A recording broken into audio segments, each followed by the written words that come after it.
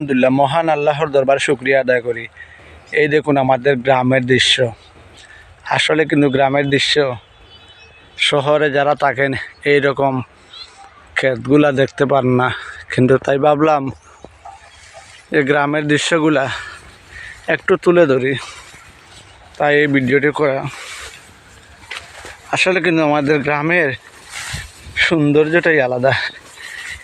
এই দেখুন শহরে গাড়ি ঘোড়া, যানজট, বিল্ডিং এগুলোই থাকে, কিন্তু এই রকম দৃশ্যগুলো পাওয়া যায় না। আসলে কিন্তু ঢাকা শহরটা হলো ব্যস্ত শহর, আর এই যে আমাদের গ্রাম, এই গ্রামে আসলে অনেক ভালো লাগে এবং পরিবেশ দেখলে মনটা ভালো হয়ে যায়। কারণ গ্রাম বলে তুই একটা কথা, দেখুন আমার ভালো লেগেছে, তাই আপনাদের কাছে ভিডিওটি তুলে ধরলাম। আশা করি আপনাদেরকেও আরও সুন্দর সুন্দর ভিডিও দেব গ্রামের, কারণ এই পরিবেশগুলো আসলে কিন্তু দেখতে কিন্তু অনেক সুন্দর এবং মনোরঞ্জন আমাদের গ্রাম। এই দেখুন কিভাবে ধানের চারাগুলা, আলহামদুলিল্লাহ সব হচ্ছে আল্লাহর নিয়ামত। দেখতেই পাচ্ছেন কত সুন্দর।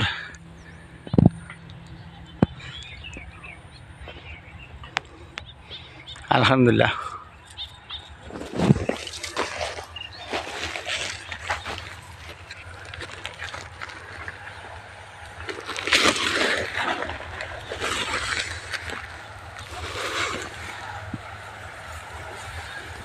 সাথেই থাকুন, দেখাচ্ছি আমি আপনাদেরকে। এই হলো আমার ধানের ক্ষেত।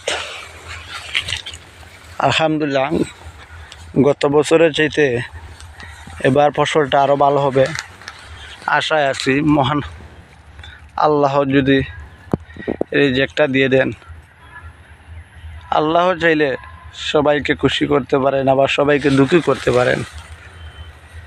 তাই আমরা সবাই মহান আল্লাহর দরবার শুকরিয়া আদায় করি।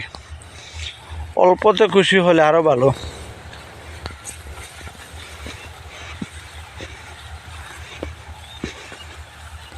এটাই হল আমাদের গ্রামের পরিবেশ।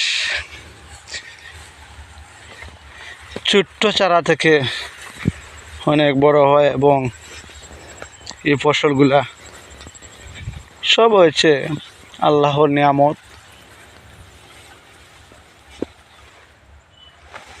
আমি আপনাদেরকে নিজ থেকে দেখাবো কীভাবে ধানের চারাগুলা তৈরি হয়, তারপরে আপনার রূপান্তরিত ধান হয়ে যায়।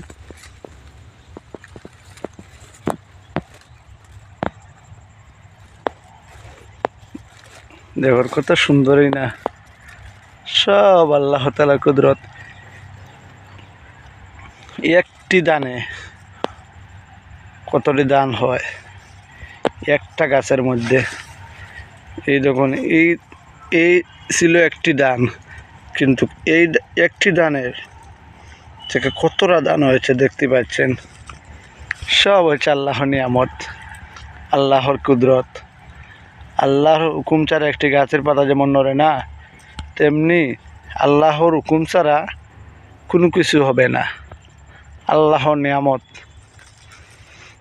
তাই আপনাদের কাছে ভিডিওটি দিলাম। ভালো লাগলে সবাই লাইক কমেন্ট করে দেবেন। সবাই ভালো থাকবেন, সুস্থ থাকবেন। আসসালামু আলাইকুম রহমতুল্লাহি ওয়া বারাকাতুহু।